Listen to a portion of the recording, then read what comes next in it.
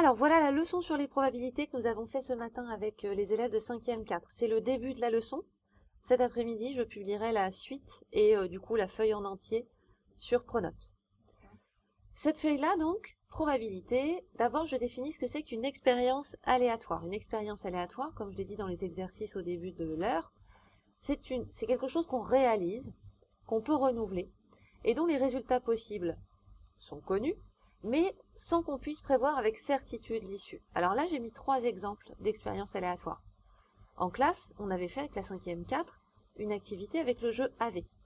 Lancer un dé du jeu AV, ça a comme issue 1, 5 ou 10, puisque les dés n'ont que des faces 1, 5 ou 10 et rien d'autre. Piocher une chaussette au hasard dans un tiroir qui en contient des blanches, des noires, des jaunes, puisque c'est au hasard, c'est une expérience aléatoire, et les issues, ça va être blanc, noir ou jaune. Jouer à pile ou face avec une pièce équilibrée. Équilibrée, ça veut dire qu'elle est faite de façon homogène et du coup qu'elle n'est pas truquée, qu'elle a autant de chances de tomber sur pile que sur face. Bah, du coup, c'est aléatoire parce que je ne peux pas dire avec certitude que je vais avoir pile ou avoir face. Et les deux issues sont pile et face. Les mots expérience aléatoire et issue, vous devez les connaître parce que vous serez interrogé dessus et surtout parce que vous en avez besoin pour pouvoir faire les exercices et qu'on se comprenne, vous et moi, en mathématiques, en probabilité. Ce matin, nous avons aussi vu ce que c'est qu'un événement. Un événement, c'est un ensemble d'issues liées à une expérience aléatoire. J'ai pris comme exemple, on lance un dé à 6 faces. Les issues sont donc 1, 2, 3, 4, 5, 6. Obtenir un nombre pair, c'est un événement.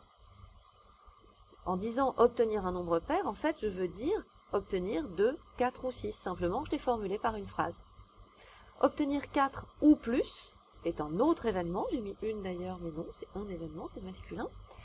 Et ça va correspondre aux issues 4, 5 ou 6. Parce que 4 ou plus, ça veut dire 4 ou plus de 4. Obtenir un diviseur de 12 est un autre événement qu'on va réétudier d'ailleurs dans la suite de la leçon cet après-midi.